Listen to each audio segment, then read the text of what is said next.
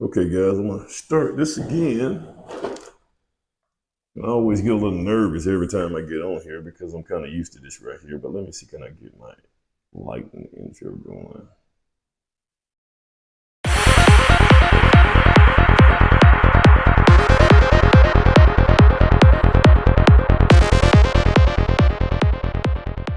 guess. Alrighty, and here we go. So let me see. All right, I want to finish up this right here. The stream that I was doing, and actually the stream was knowing your call. So I may be looking behind me because I wrote some things on the board. And instead of me getting a little lazy, I've been a little lazy. Initially, I wrote everything on here so that I can kind of go through it as I go. But um, but I want to just kind of, this is the second part of just knowing your costs, and then I'm gonna go into some more stuff, home builder etiquette. We'll talk about that as well. But it's in the early morning, guys. It's about 5:50. My son got a baseball game early this morning, so I'm already up, washing clothes. You may hear the dog. Once again, guys, I have that. I got that black German Shepherd. So gosh, let me see. That's a big dog, man. Uh, Not just big, but he's very loyal. I suggest you guys, if you want to experience loyalty, go get a dog. But let's go back into this right here. One of the things that I had on here, and I may have to get my glasses. I actually left my glasses in the other room, but um, you know, controlling your costs, it also has a lot to do with your subcontractor base, guys. And if you guys don't, if you guys have never heard of subcontract, well, I'm sure you guys have, but the builders are going to have a base of subcontractors. That's going to be, those are going to be, like just put images here, but those are going to be your guys that come out and actually do the work. You know, um, and that creates another. Every time I sit here and talk, I'm coming up with something else that I can talk about.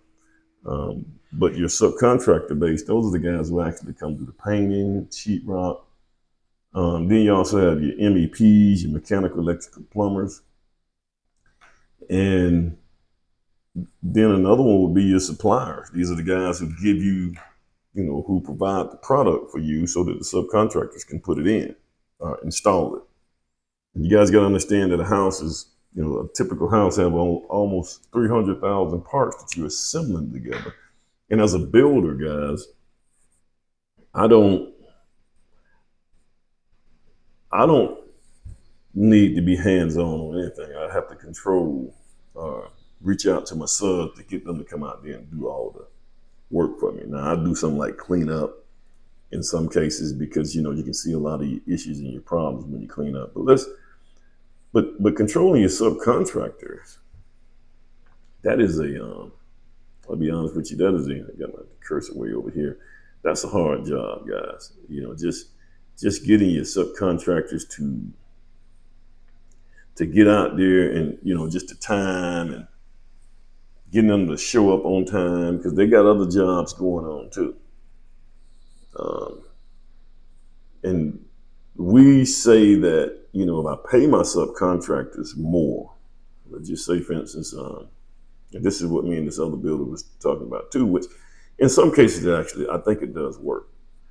If you pay your subcontractors more, they're gonna come to your site faster.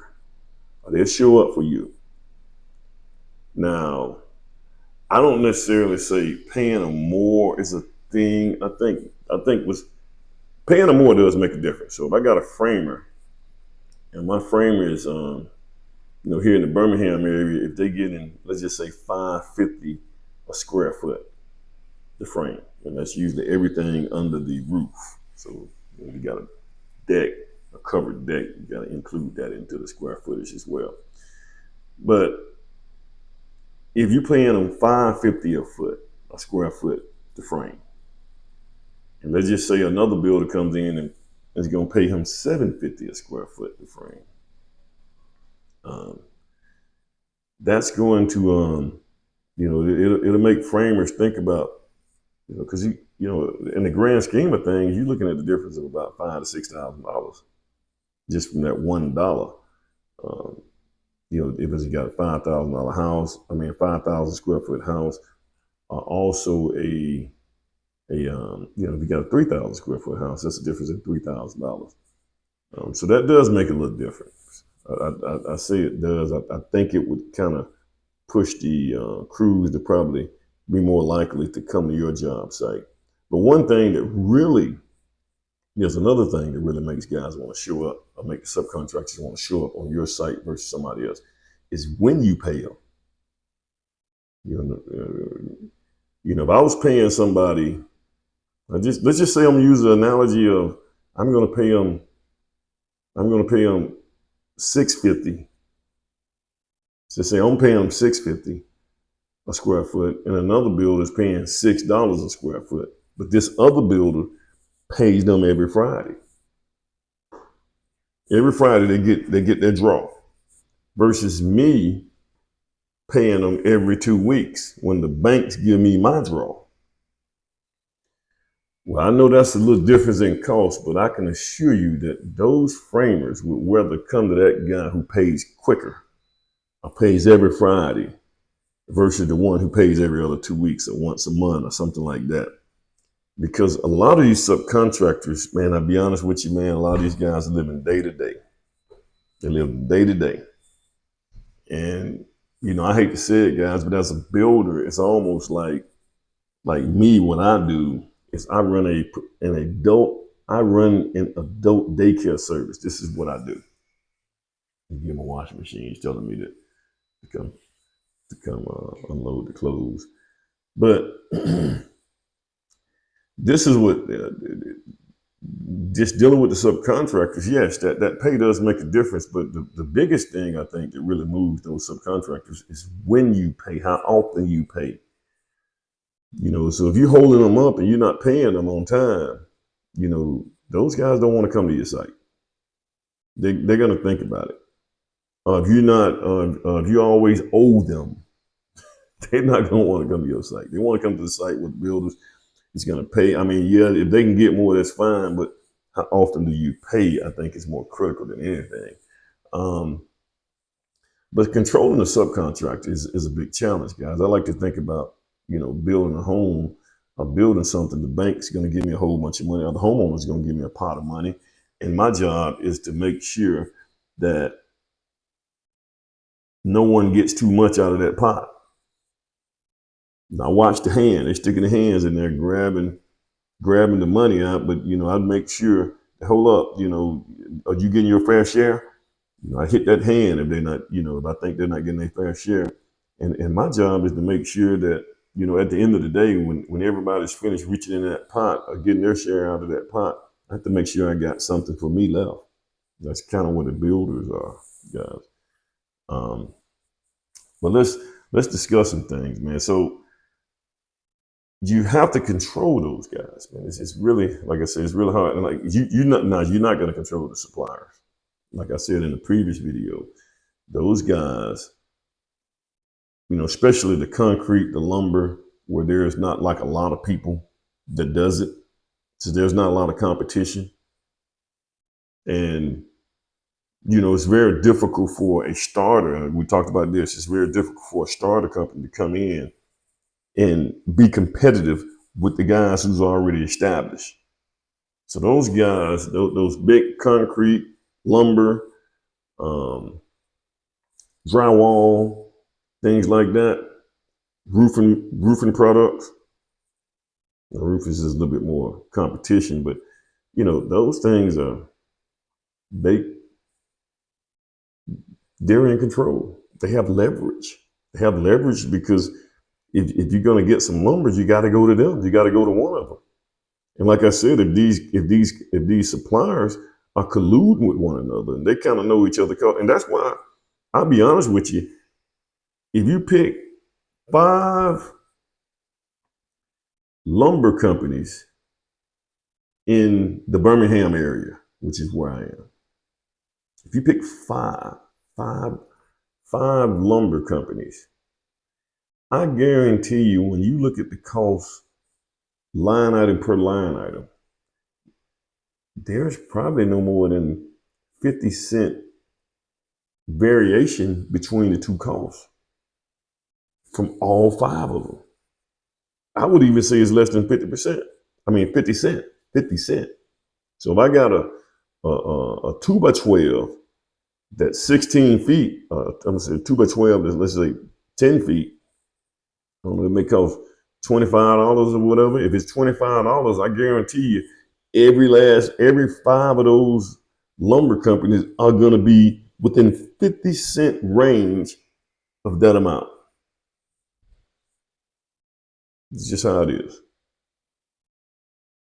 So you can't tell me they're not colluding. They're not looking at each other's costs and making sure they're not too high, but they're high enough. And all those guys are doing the same thing.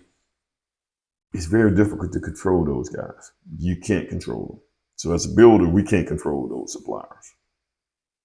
You know, if you sit here and thinking you're gonna quote something and get those quotes right, not with those guys. And especially foundation, you don't know with that, because when you get to digging, you just don't know. So this is what you deal with. Then what happens? Let me just tell you how this thing works, guys. What happens is when your costs start to change. So from the beginning to almost the end of the job, your costs are starting to escalate. You're sharing things with the homeowner. Hey, you went over on this right here. And guys, let me tell you something. If you're a builder,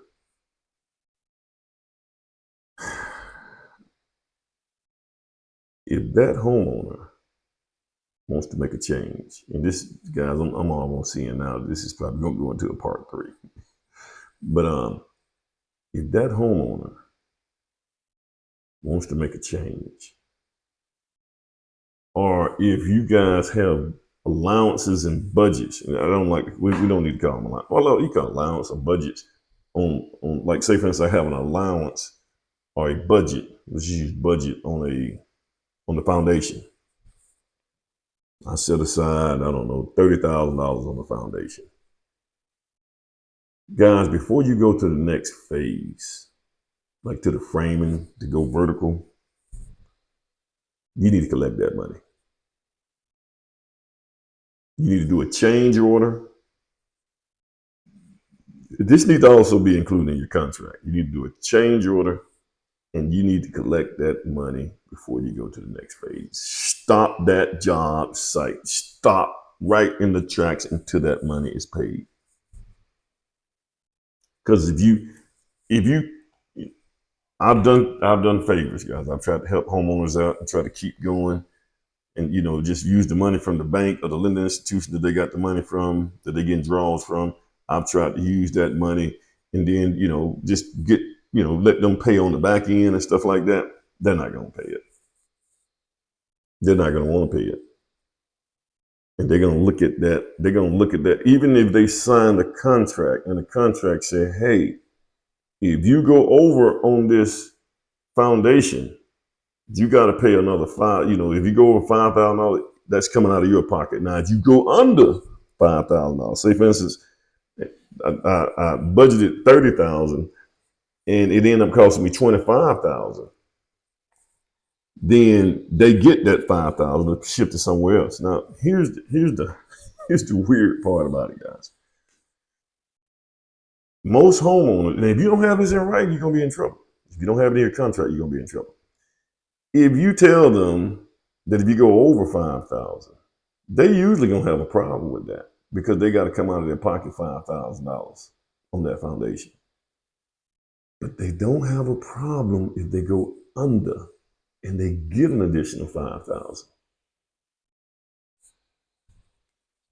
But this is the logic that we're dealing with. This is what, guys, I see it every day, all day. That's why you got to have that in writing, and you got to have a clear understanding. And a lot of times, man, it's more or less, you got to, even if you don't, like you need to have it in your contract, and you need to try to have it clear in your contract and understanding of what's going on in that contract. But guys, it's the intent of what you're trying to do. When you say, "Hey, this is what you're gonna pay," it's the intent of what you're trying to do when you go to court, guys. We can get in a rabbit hole about the courts, but that'll be another subject. Um, but this is how, and these cost things like this right here, these change orders, guys. I'm telling you, you don't get those change orders if you don't get that money up front, or if they don't pay for those change orders before they do something, before you do it. If somebody want a bookcase in their house, and it's different than what you guys, it will be a change order because that's not written into the original contract.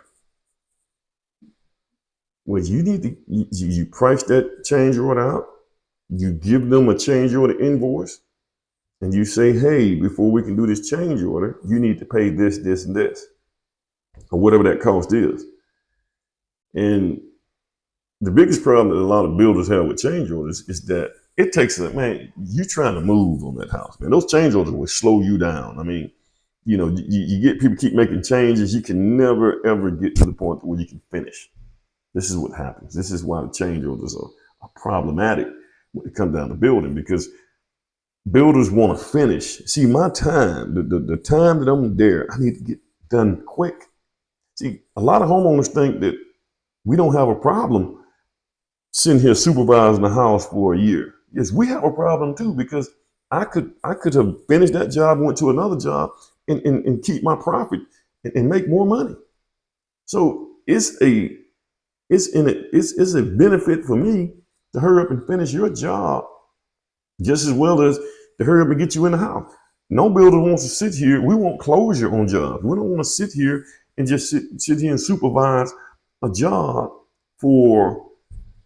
and just keep supervising, because that's actually starting to cost us money, and that's what you got to think about, guys. So we want to finish the job as well. But those change orders, builders, if you don't get those change orders right, you're going to be in trouble. You're going to kill yourself. Now that will make you go out of business as well. So those change orders can be a problem, guys. If you and that homeowner is not on the same page on those change orders, they're not signing the change orders, y'all not doing that stuff right, and then toward the end of the job, all that stuff comes back up because now you're starting to see things now. You're going to have a breakdown. Your communication, that you and that homeowner, you guys are going to have a breakdown. And you're going to have a problem. And you know what's going to happen next? You know what that homeowner is going to do? That homeowner, because they don't want to pay, I'm going to tell you, I'm not going to say all of them. If you run up on one of them that don't want to pay, and they don't think they should have to pay this because they're not following the contract, they don't like the contract and stuff like that, and they just don't want to go by the rules of the contract, guys, they're not going to want to pay. And when they don't want to pay, I'm going to tell you what they do. They're going to walk through that house that you're building, and they're going to find problems. They're going to go through, and they're going to find a lot of problems. And now what they're doing now is negotiate. They're going to find problems and problems. And they're going to say, well, we shouldn't have to pay you because you messed this up. And let me tell you something, guys. You, as a builder, and homeowners, I want y'all to hear this too. You guys just have to listen to this YouTube video. We cannot build a perfect house. It's just not going to happen. God don't even make trees grow straight. So you can't expect that out of me. You got over 300,000 parts. And you got guys that's assembling these parts. And some of these guys are like dealing with, like I said, on the front end, some of the subs and stuff like that, man. It's almost like running an adult daycare service. For whatever reason, some of these guys just don't get it. So you got to supervise them. It's not going to be perfect, guys. I mean, as a builder, I have to make sure it meets minimum code, which, guys, I think builders' expectations should be much higher than that. But that's what's going to happen, guys. If you don't finish on time, if you don't get that house done on time, or You know, the homeowner has moved out of their existing house. They sold their other house and now they need to move into this right here. And you didn't quite gauge that thing just right so that they can leave one house and bring the stuff over to the new house that you're building. If you didn't quite get that right, you're going to have another problem. They're going to start finding problems and problems and problems. And when that problem thing starts, it's not going to stop. And the problems is that the problem that they see in the house is not the problem. The problem is that you're not finishing on time, or you're costing them more money than they anticipated. That's the problem. You got to look at the real problem. And that's kind of, let me see.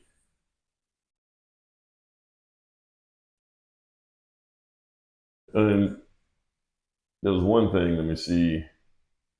And let me just tell you about that time thing. So time is another thing, guys. So time, from the time you sign a contract, if you're doing even if you're doing a cost plus job, guys, from the time you sign that contract to the time you actually finish, that cost has changed. And chances are it didn't go back down. Let's use concrete, for instance. So, guys, when gas prices went up, concrete went up with gas price. So, which I understand that, yes. Gas prices go up, the trucks have to drive, have to spend more on trucks. So they go up on concrete costs. You know, concrete went from 120 to 150 because, you know, trucks.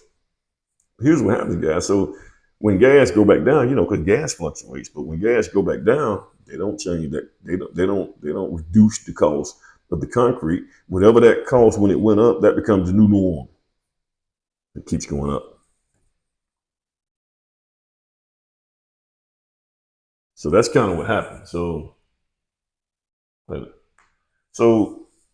bottom line is the cost changes, guys. Those are how costs are changing. So, but here's the thing. So when you sign a contract, guys, you got to understand everything that goes on when you sign that contract. Getting to the end. You sign that. This is, and you can't even start the house until these things happen. So after you sign the contract, builders, if you're starting to move dirt before a contract was signed, you lost your mind. If you're starting to move dirt before you got your down payment, you lost your mind. Now, the down payment should be enough money to, I would say, to secure the permits at whatever local municipality you're at. And you should secure enough money for that. And you should kind of know these costs. And then you should secure enough to clear the lot, you know, do your silk fence. You got your erosion control. You got to do all that stuff. You pour the pot, things like that to get the site ready. You may have to get temporary power. So you need to put those in there. And then also clearing that lot and getting it ready for the foundation. Not the foundation, but just getting it ready. That's what you should get the down payment for. And then whatever your fee is going to be for just supervising that portion of the job site, you need to get enough down payment, typically about $30,000 on a $500,000 house, $550,000 house. You need to get about $30,000 down payment. Boom. So this right here is going to take care of that. And that money needs to be used, builders, toward that, not you. You still got your little cut in there, whatever it costs to supervise, but you need to really use that money to get that thing to the point to where, so you're not coming out of your pocket. Okay, you don't need to be coming out of your pocket on a bill job, what you call it. But once you sign that contract, you know, like I said, I wouldn't do anything until that contract is signed. They still won't do anything until they actually close. In most cases, people got to go get a mortgage unless they just got money outright. That's a different animal there. So, but typically people got to go get a mortgage. So when they sign a contract, from the time they sign a contract to the time that construction perm loan closes, that takes about a month to a month and a half. It does, especially on a build job, because you know you got to get appraisals in. That takes about a week. It has to be reviewed by the lending institution. That takes about another week. Then that has to go to other people to make a decision on whether or not they're going to go ahead and move forward with it. And once they move forward with it, then they get all that stuff. Then you got to set up a closing date with attorneys. It's just a lot of stuff. They got to do a title search on that thing. that could take almost a month and a half. So you're looking at a month and a half. So if you started, if you started in January, now January, February, March, it's not until the middle of March before you can actually get the down payment so that you can turn into the municipality to build a house. And guys, I would not. Now you can try to expedite this stuff. Like you can go ahead and take the plans because they already bought the plans. You already got that. You can take the plans. You can turn it in. You can turn those plans in to the local municipality for review. But that's not fair to those guys because we don't even guys. I wouldn't like. I don't even think you should move. This is my personal opinion. I, you shouldn't even move until you know that loan is going to close, man. There's so many different things that can happen that can keep those loans from closing. Closing is a hard thing to do in today's market. I mean, it's been a hard thing to do. So until they close, I wouldn't do anything. And once they close, typically they will put that down payment inside of that closing so that'll disperse straight to the builder. Then once you get your money, then I would at that point go submit for a permit or make submittals. And the reason you don't want to do that prior to that, because why would you submit all that stuff if you don't know it's going to close? Now you got workers at the municipality, government workers. Now they doing extra work, and we don't even know if this thing is going to close. And those guys really, and a lot of those guys, that's a whole nother subject for another day. But it takes another 2 to 3 weeks just for them to review it at the municipality. So a month and a half to get the closing, get the down payment. It's probably going to take you about another month when you turn it into the local municipality. It could take up to a month, guys, so that they can review it and get you a permit. And you can't do anything prior to that. I wouldn't, because you don't know what that plans examiner is going to expect out of you. Now, if you built in that municipality before, you got a heads up. So we got to have the erosion control. We got to do this right. Now you might be able to go ahead and start getting that. They'll release. Typically release something, an erosion control permit, so you can go ahead and get those items done. So you get that stuff in place, so that you can just, when you get your permit, you can get your excavator. And then your excavator gonna take about a week or two to just get there because he on all other kind of jobs. So you're already out now about 3 months. You're out 3 months before you start digging. So from the time you sign the contract, so now mind you got a cost on that. You sign the contract, there's a cost that you put there. In 3 months now, you starting to dig. Now just think about all the other stuff that's going to have to happen after that. Man, and cost is constantly going up. So by the time you get down, and guys, I'm gonna tell you, every time one of your subcontractors hold you out one day, that turns into a week on the back end. On the back end. So on the front end, you didn't show up this day. That's gonna cost you a week on the back end. This is what's happening. So it becomes, I mean, by the time you get to the point where you finish that house, almost finished with that house, there's no telling what kind of cost you're dealing with. This is what makes homeowners and builders at odds with one another. They get cross with one another over stuff like that. And, in time, just even being there looking at them and talking to them every week for, 8, 9, 10 months. You guys that communication you're gonna break down, especially if you're dealing with builders who got to deal with all these different subcontractors who is like running kids or herding kittens. That's hard, man. Then what happens is when those homeowners get mad, man, you know what they're gonna do? One thing we say they're gonna go find stuff that's wrong with the house, etc. Um, let me see, gotta get this right here. I knew my little screen was gonna do that again. I gotta figure out a way. I gotta figure out what's wrong with that thing there. So it just constantly does that. I gotta make it more stable. The Mac gotta get more stable. So what's gonna happen after that? And one, they're gonna find things just wrong. I was trying to see, but the next thing they're gonna do is they're gonna go solicit other builders on you. They're gonna start talking to other builders. This is where the builder etiquette part comes in. And this is not always, but they're gonna start. If there's a time problem, there's a cost problem. These guys are gonna go solicit other builders. They're gonna go talk to other builders. They're gonna start bringing other builders in the house, in the house and everything. Builders, if I were you, don't get in the middle of that.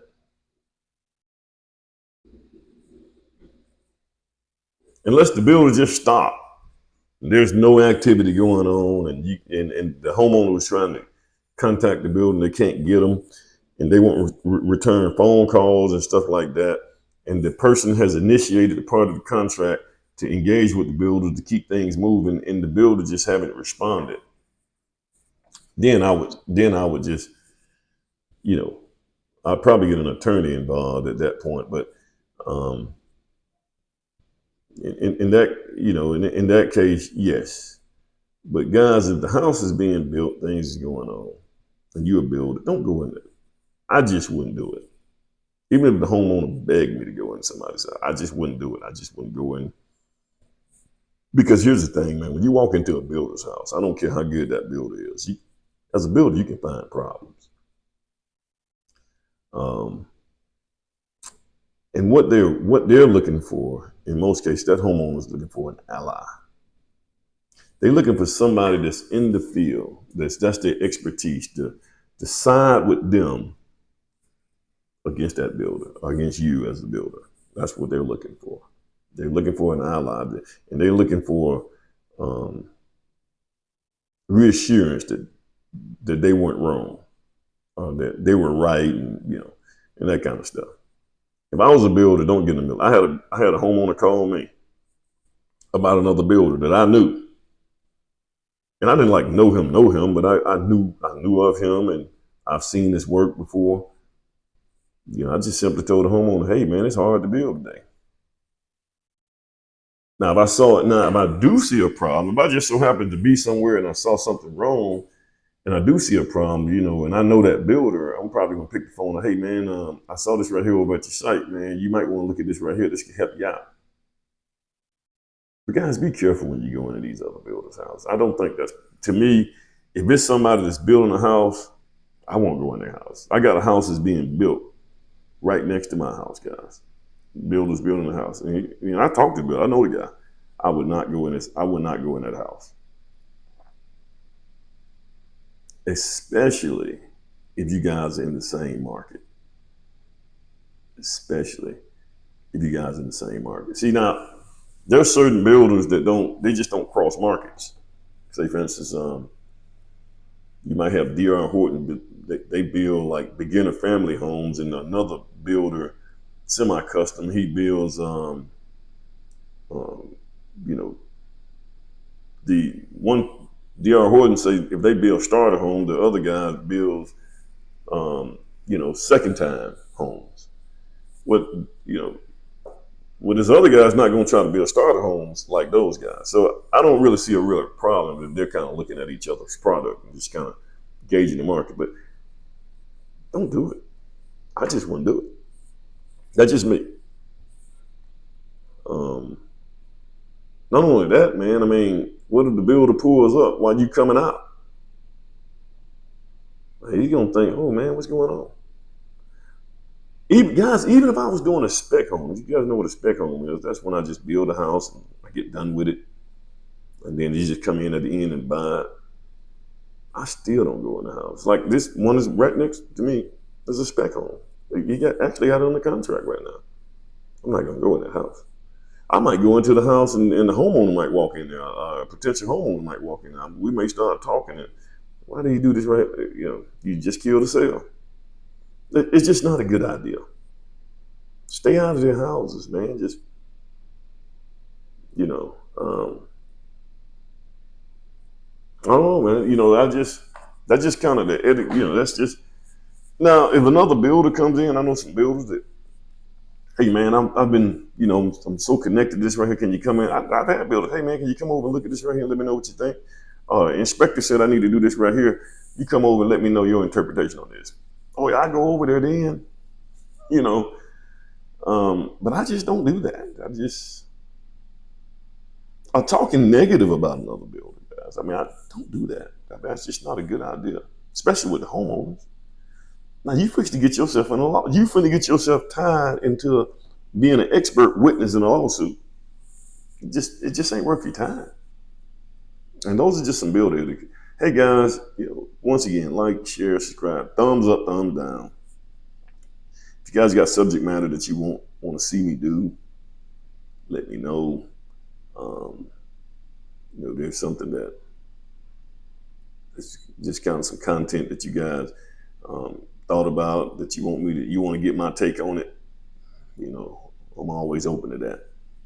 All right, and let me see if I can get my outro. You guys have a good day. Let me see. I guess. I don't know.